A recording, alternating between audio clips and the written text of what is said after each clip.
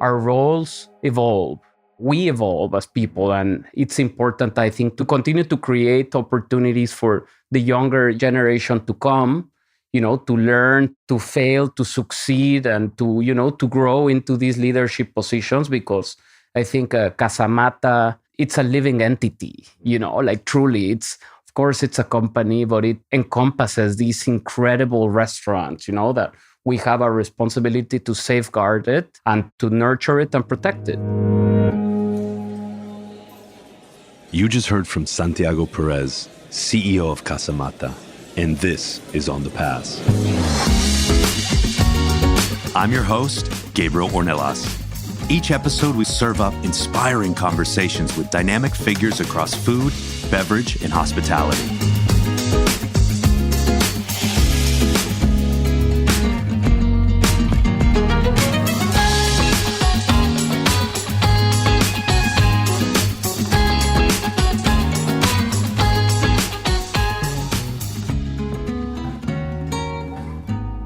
I've always had a deep love for Mexican food, from the humble street taco to the artistry of fine dining. Mexican cuisine is vibrant, flavorful, and as colorful as the people, culture, and diverse landscapes it represents. It's hard to imagine a time when the beauty and richness of this storied food culture weren't widely celebrated, both in Mexico and across the globe. In many ways, we can thank our next guest and his partner for helping spark appreciation for Mexican cuisine and culture. But first, welcome to On the Pass. I'm Gabriel Ornelas. Happy holidays. I want to thank you all for your support of this show. It's been a rewarding and entertaining 5th season. And although we're winding down the year, we are winding up our planning for season 6. My team and I just returned from an incredible 4-week journey.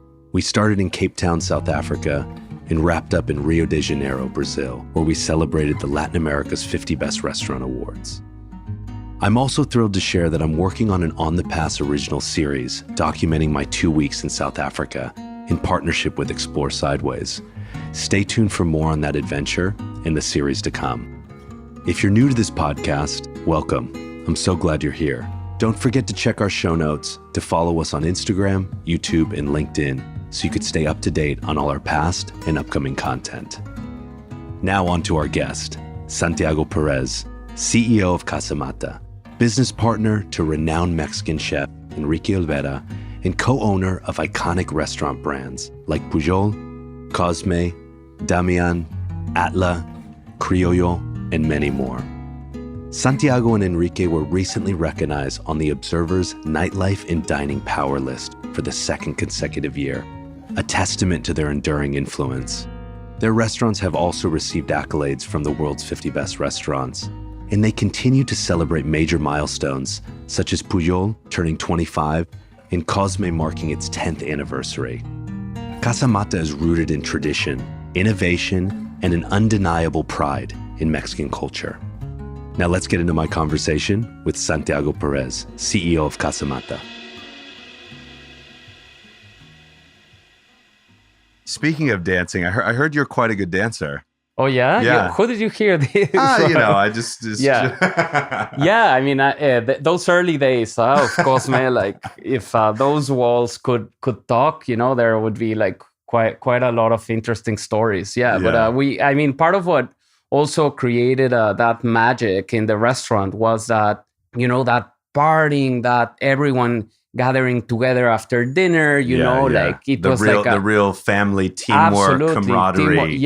Because it was like, don't get me wrong, it was a lot of hard work, you know, but also there had to be some release, some celebration. It was like a meeting point from all our friends, So those days definitely saw not only me, but all other Cosme. Everybody got to let loose a little bit. Yeah. Well, it's funny because, that building, I'm sure a lot of people know, or maybe some people don't, but that was an old strip club. I didn't even remember that, but yeah. So, I mean, it was kind of an iconic strip club, right? Very. Back in the day. To be completely honest, I never went there before, but it was a... You can be honest. Yeah. No. I was recently arrived, but it was like this legendary strip club that changed name a couple of times, but it was the same thing essentially. Yeah. Like it was open for 20 to 30 years.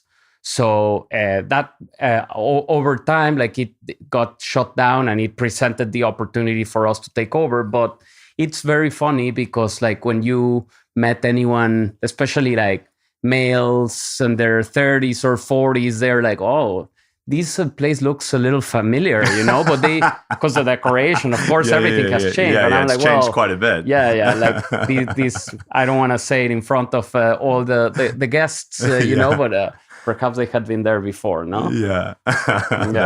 That's so funny. What does CasaMata roughly translate to?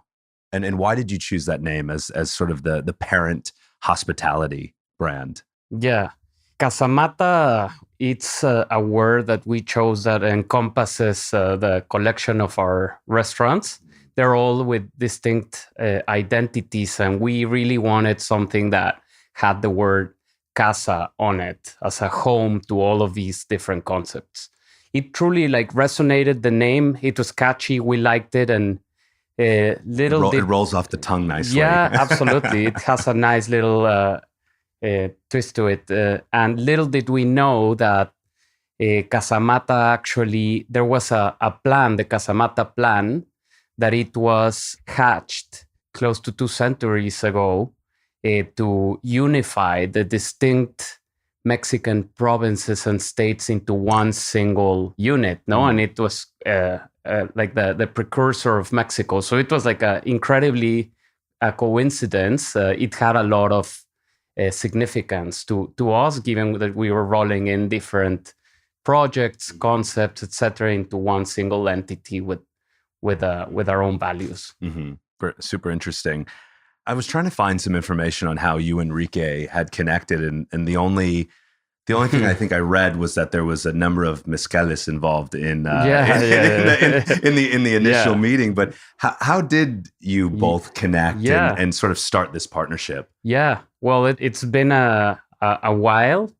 The first restaurant that we opened was Cosme, and it's turning 10 years ago now. But congratulations, felicitaciones. Gracias. We met a little over 12 years ago.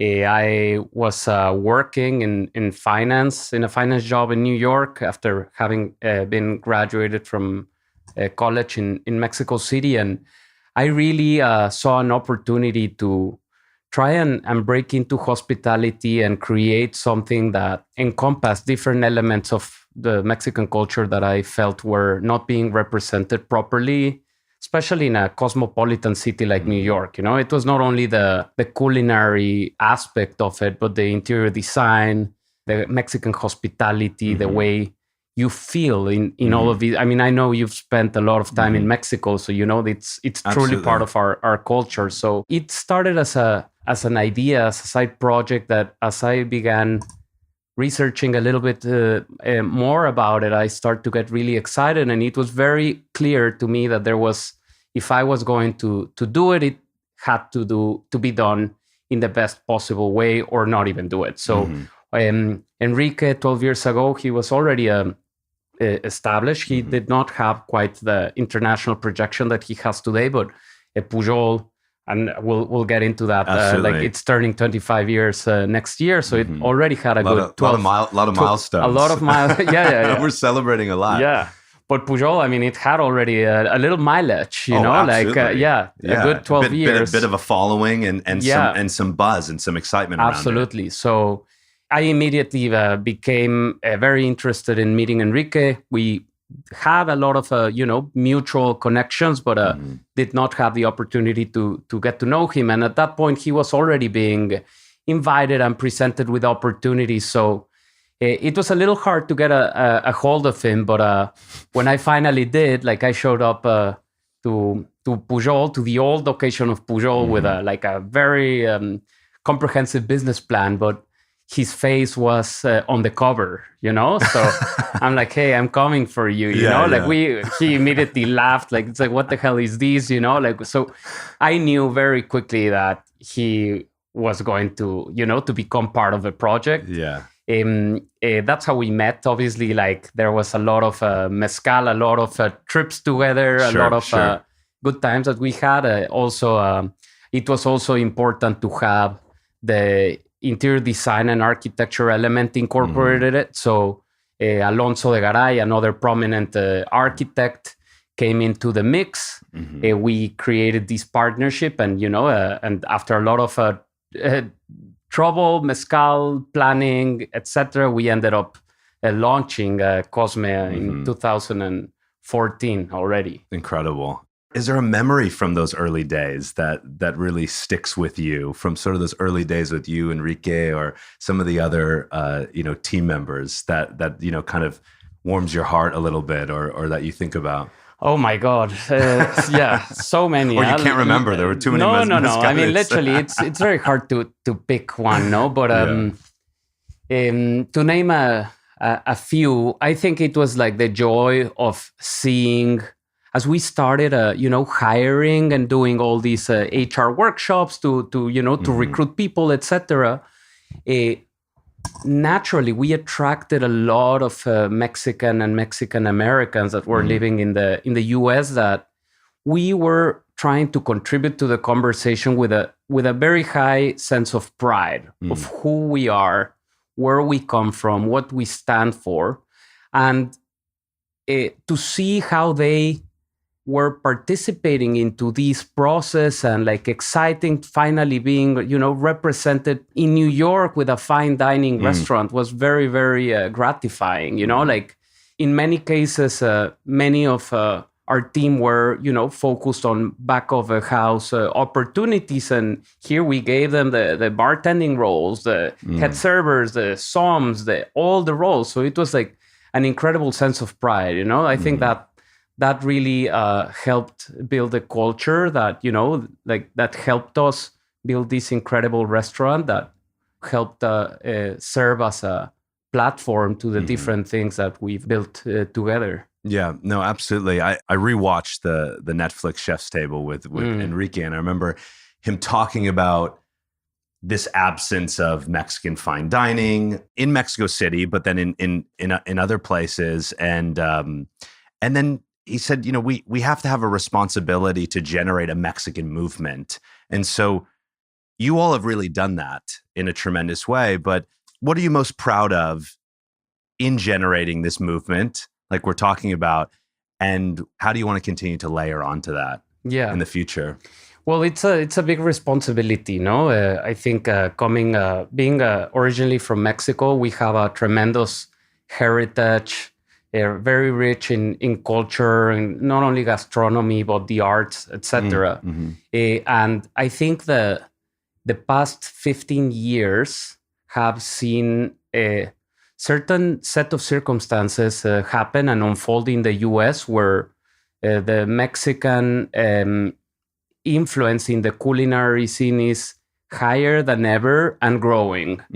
I mean, to name a few non-culinary things, but Mexico just surpassed China as the biggest trading partner of the U.S.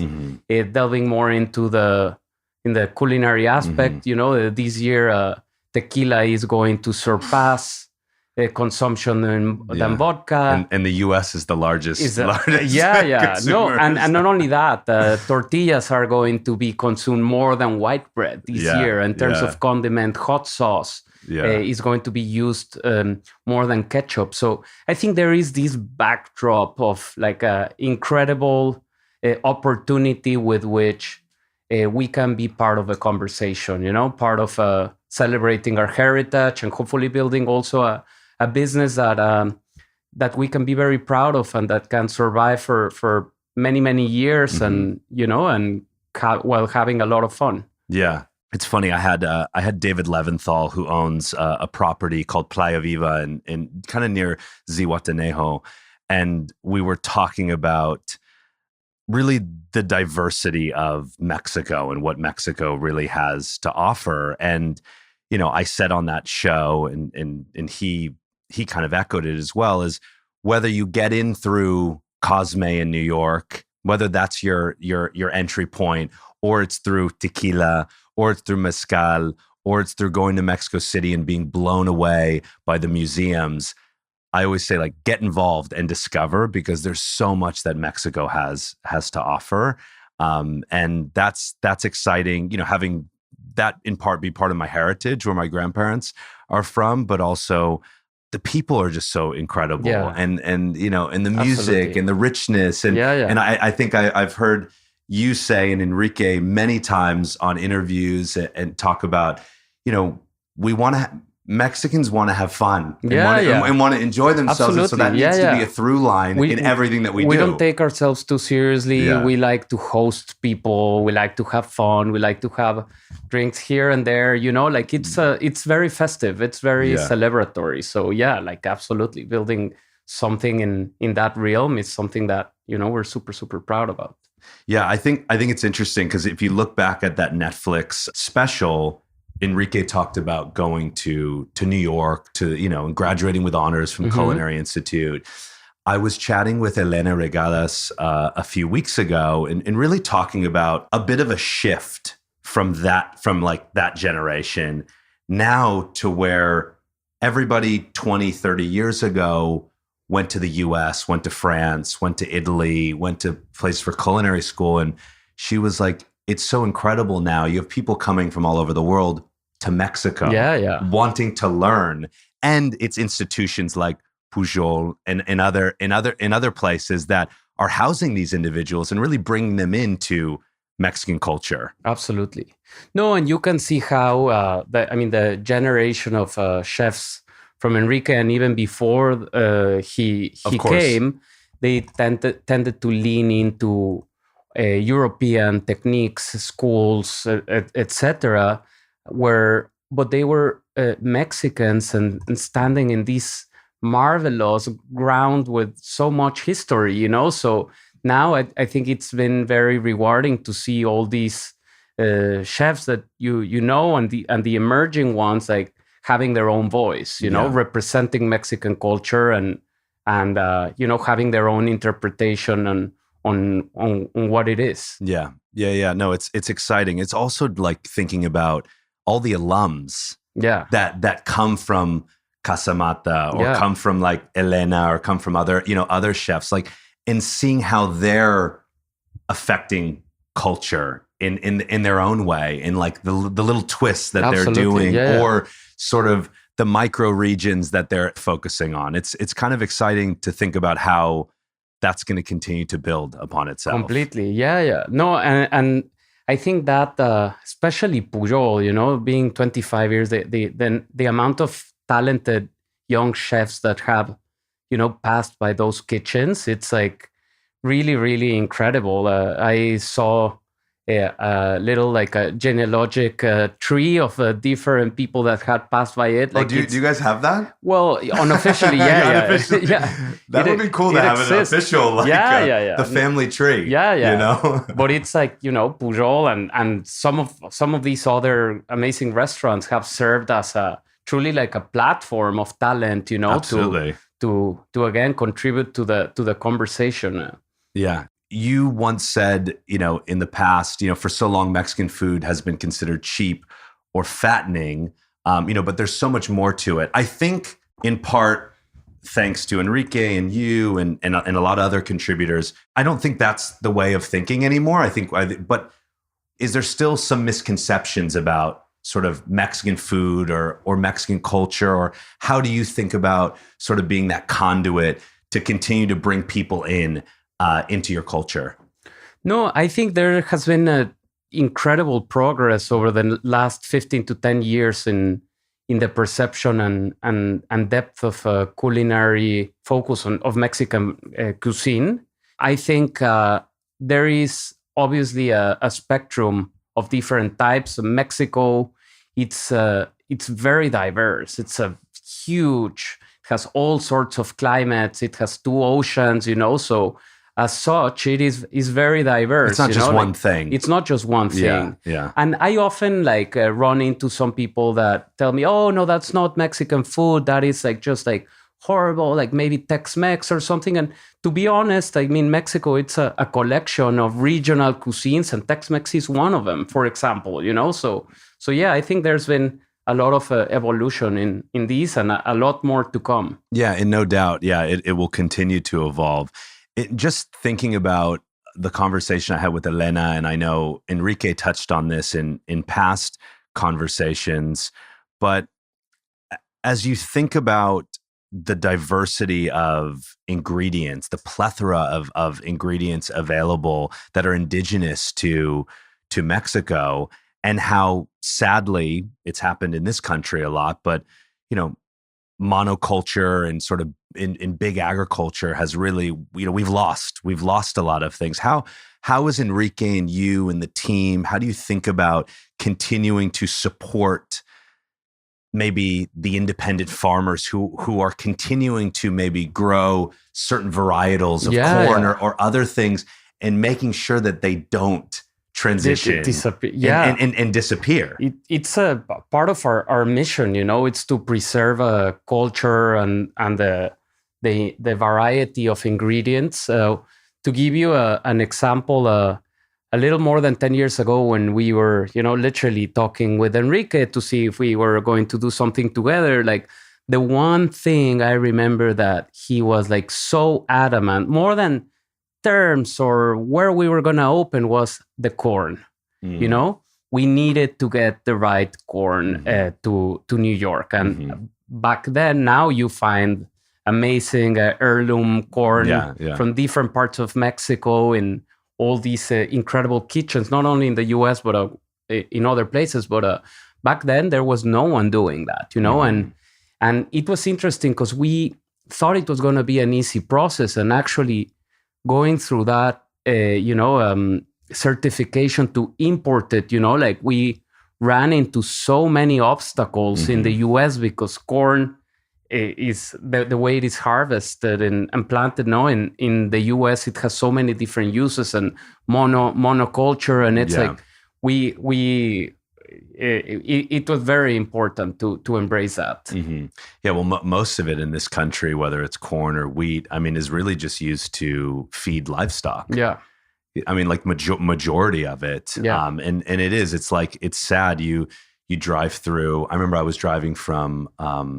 I was in Tennessee, but I was driving to Greenville, Mississippi, and all that you see for 3 hours, fields. For 3 hours, it was just fields of insane. corn, and any bit of indigenous plants or anything like have been wiped out, completely, and for the most part, And the soil is not even the soil's not fertile even anymore. I mean, the soil is just it's dead. I mean, it's really, it's sad.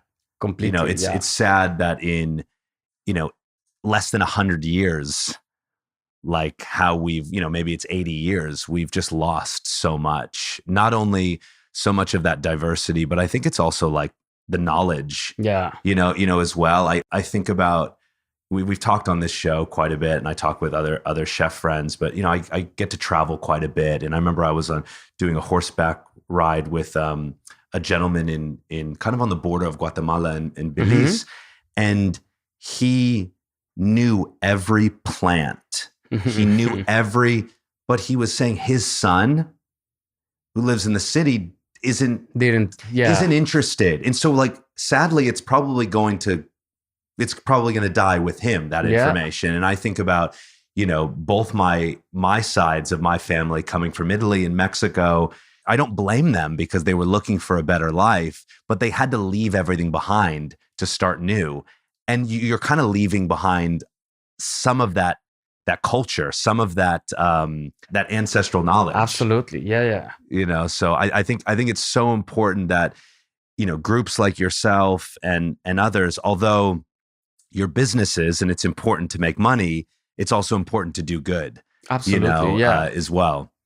Yeah, I mean, the business part of it and the economics, of course, is one aspect of it. It needs to make sense in order to be sustainable. Yeah. But it's not the most important thing, you know? Like, over years, we've learned this, like, it's much more important to have a purpose, a clear direction of where you're going, like, over time also, as we've grown the company, we've wanted to focus really on less things, quality instead of quantity, doing fewer things really well, you know, and I think part of preserving the ingredients and telling this story, sharing it with others, it's part of a central part of what we do.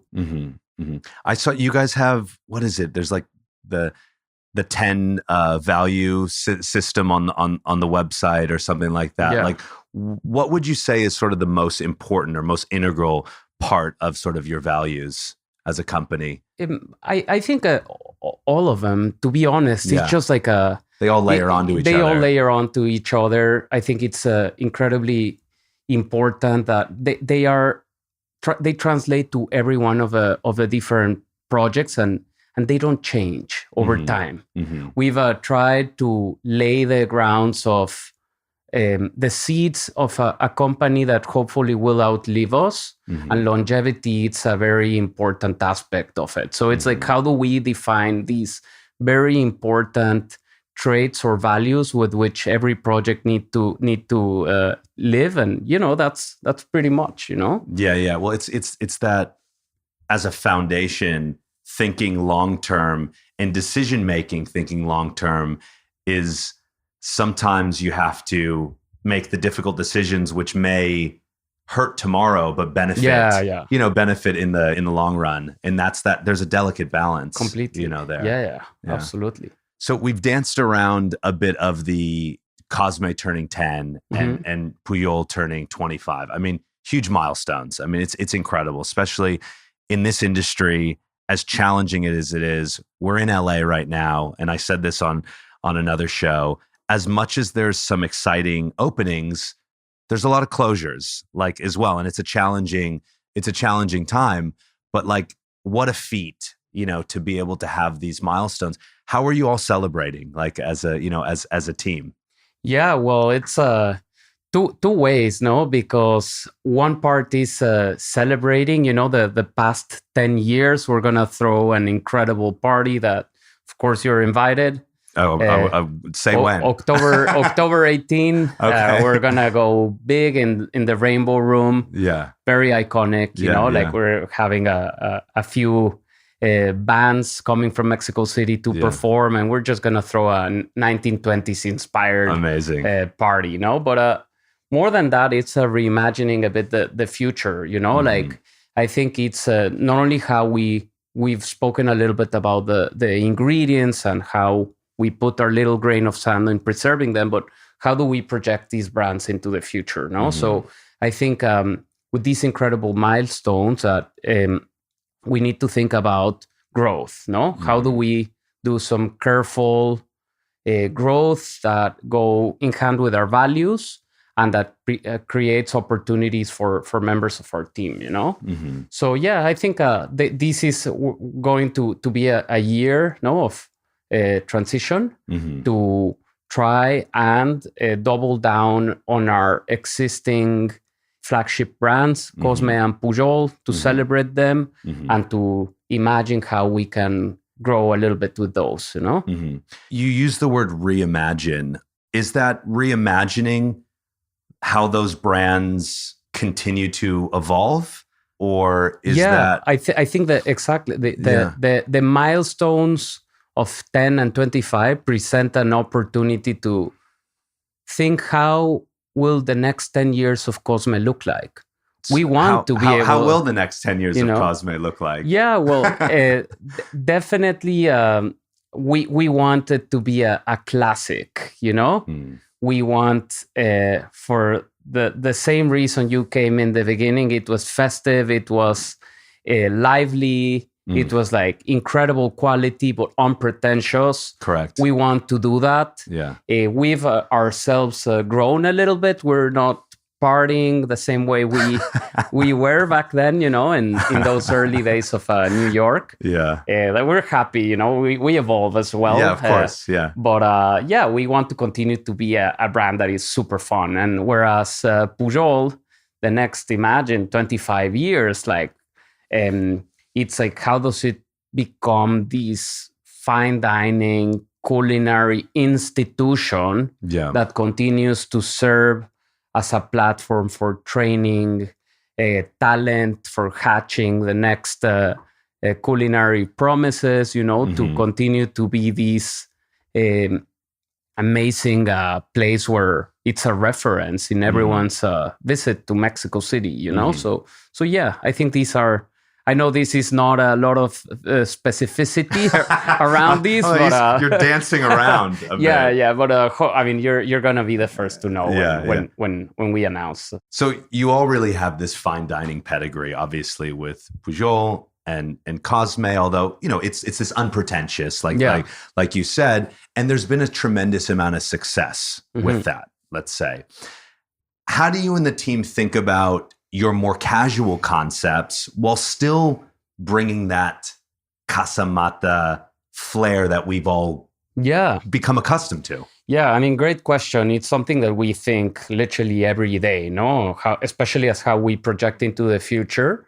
We have done a fair amount of experimenting with different concepts, geographies, price points, and what we've found over these, especially these last 5 years, is that our focus needs to be in the elevated, fine dining sphere, where we have multiple touch points from aroma, from flavor to senses, to hospitality, where actually we thrive. We're very good in these environments. It's where also Enrique's career started, but as we have tried a lot of different things, we've become very excited about the taqueria space. Like we recently forayed into the fast casual, with Ese Taco. We opened a little more than 4 months ago. It's been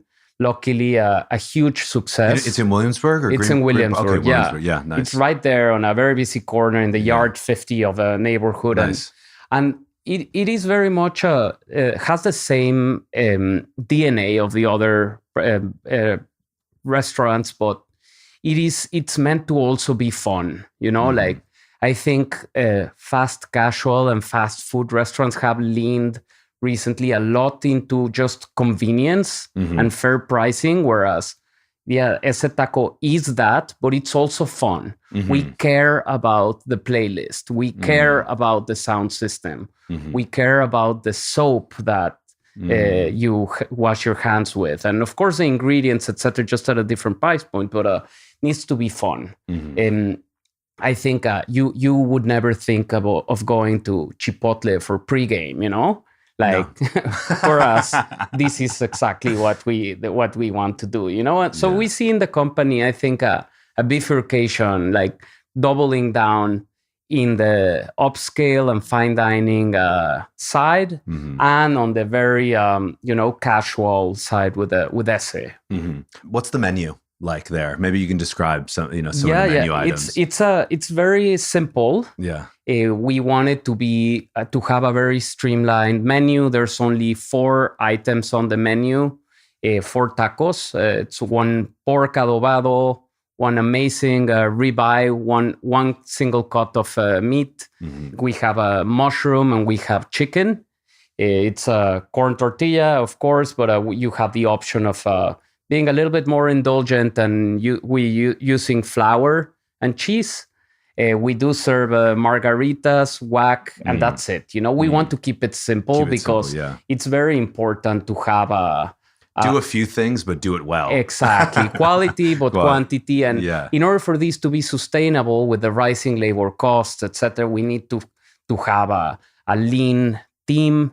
We want to compensate people really well. And to do that, you need, of course, the revenue coming in, but also fewer people on the team so that you can deliver that exceptional product in a fair price, So is this when are we gonna go? Yeah, I mean, I'm ready. I'm ready right now. I did look at some of the menu and some of the photos, and it looks great. Because you can see the quality, you can see the intention, but it's fun, it's easy, it's no frills, but like you said, there is that thought that's put into Of the course. soap and the music. Yeah. And I think that's the CasaMata absolutely umbrella, and essentially. it's been incredible because it is so subtle.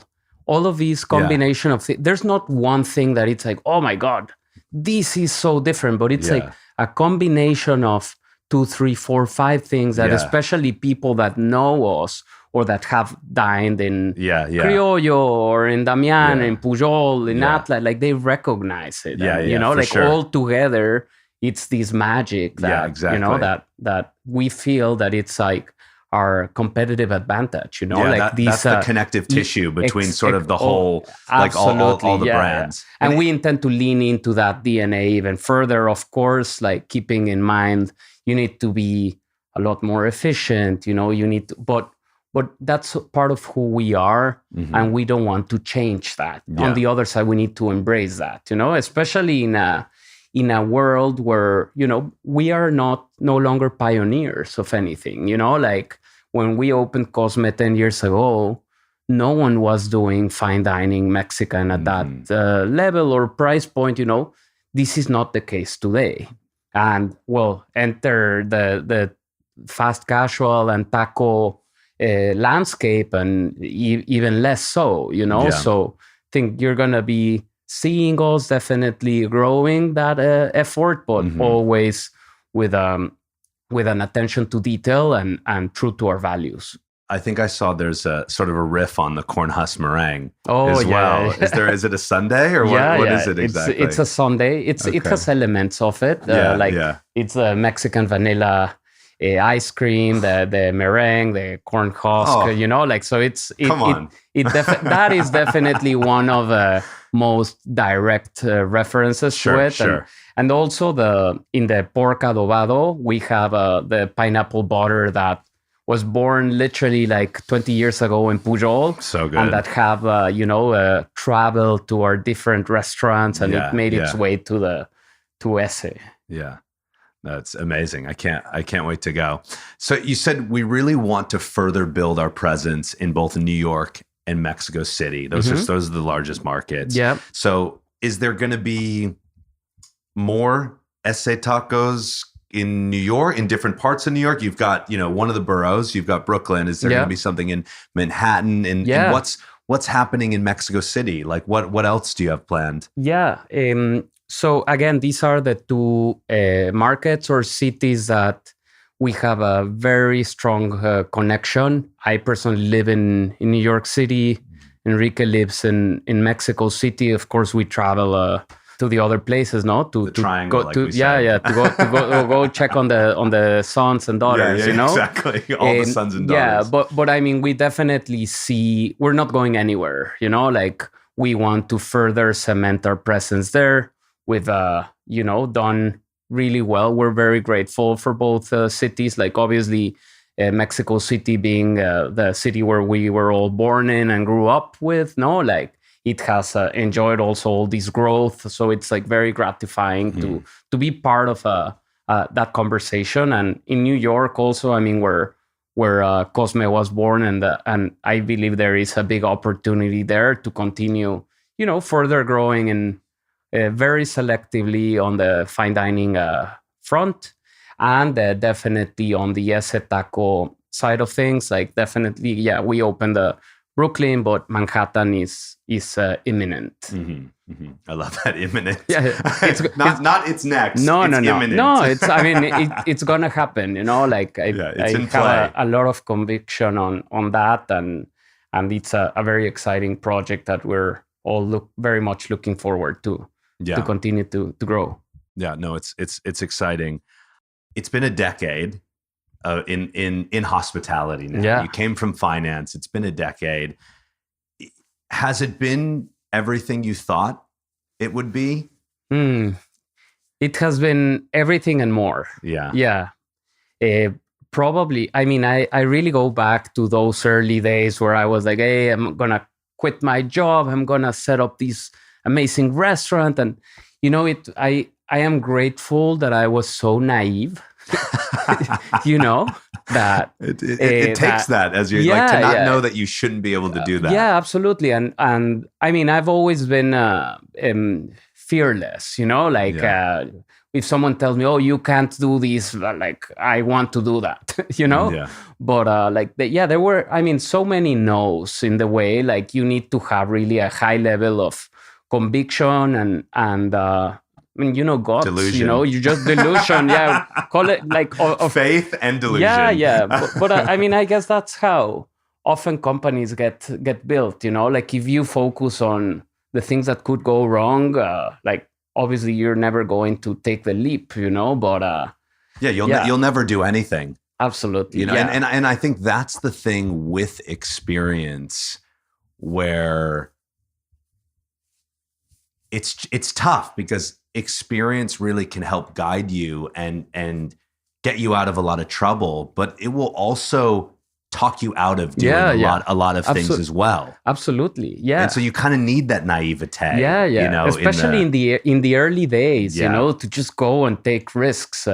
I mean, many of these risks, I wish in hindsight, they were a little bit more calculated, and instead of just like going forward, but no, I mean, no regrets. And in terms of hospitality, like it's also been an incredibly rewarding journey, because it touches so many people, from obviously the people that we serve, like we were just doing numbers, in Cosme in the 10 years, it's gonna be already surpassed 1 million people, served. Incredible. It's I mean, we have collaborated and employed a lot of people, and we've seen them, grow, succeed, fail, cry, smile. Like it's insane, So, I mean, definitely the future, I don't see myself doing something different. To give you a little reference,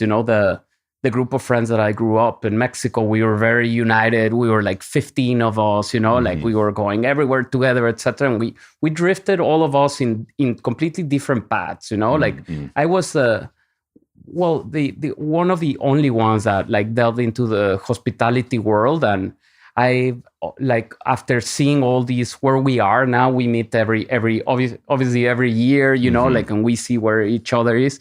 Maybe I'm not the one that has built the biggest business, but definitely high up there with the one who's built the one most rewarding, like, and the most rewarding, maybe the most joy, the most social capital, in a lot of ways. I mean, you've gotten to go around the world. You've gotten to travel everywhere, every corner of the world, literally, met incredible people, and like, along with our partners, like we've built something that we're very, very proud of, You've already mentioned earlier about setting, the foundation's already been laid with the company for the next decade or the next 25 years. And you said earlier, I hope this lives beyond, us.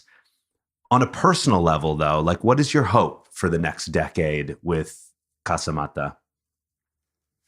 Yeah, I mean, great question. I think to continue to strengthen the foundation, because, I mean, look at the pandemic put everyone to the test, especially us in the hospitality industry. You realize that, having meaningful and fair relationships with your partners, with the people that work with you, is like incredibly important. We're focused on building. We've always tried to play long-term games with long-term people, try to build things for longevity. And obviously, our roles evolve.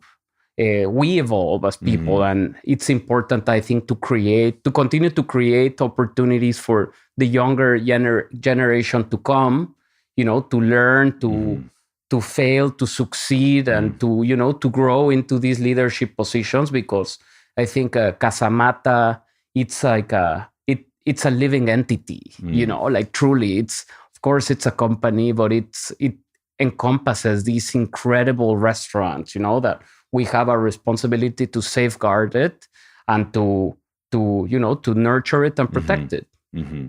Yeah. There's a lot of responsibility there because there's a lot of people involved. Yeah. You mentioned earlier that you're planning a trip to Japan. Yeah. Where will you be going? What are give some highlights, and maybe there's some you've been before. Yeah. Okay, so maybe you can give our audience, some hot takes on what you're going to have planned. Incredibly excited to return. It's been 5 years. Back then in 2019, I used to go every year for almost 10 years, so I know Japan quite well. This time, I'm going with Enrique as well. We're gonna include Niseko, like in the northern island of Sapporo, to ski. What an incredible plan, we love skiing, onsen, hot springs, from ramen. No, it's going to be incredible. And I know you have also very good friends over there. I do too. Perhaps you can come along and I want to. Yeah, we're gonna have to figure out the dates to each other. But one of the things that I'm also excited about is spend some time with Shinji. I don't know if you know him now, but he's known in the hospitality world as the Tokyo fixer. He's famous for not telling you where you're gonna be going, and he just picks you up in your hotel lobby, and you're with him for 10 hours eating in the most bizarre and incredible corners at unexpected places. So I don't like to make accept a couple of maybe sushi, hard to get in, that you may need to plan in advance. I don't like planning too much, I like to just free flowing. There's too much greatness and beauty and spontaneity that can unfold. Because it's also a vacation, you need to be able to flow freely. Correct. And so that's something that I'm very, very excited about. It sounds incredible. What's a life lesson you can leave us with? I would say embrace pride. Pride can be a source of strength. I think to just make sure that whatever you're doing, whether it's building a business, a company, or the relationships that you have, if you're able to be proud of them, it means that you're doing something right. And always when I've been, in difficult decisions, I ask myself the question, would I be proud of these 10 years from now? And if the answer is yes, then it's a great compass for making decisions. So I think I've learned these sometimes the hard way, but it's something that I truly live and breathe every day, I love that. Well, thank you for being a part of our community. No, of course, Gabe. It's amazing to be here. Huh? Excited about the growth for CasaMata. Excited to be a continued passionate consumer, like I have been for many years. There is a few trips that we need to do together as well. We absolutely need to. Great. Yeah. It would be rude not to. I agreed.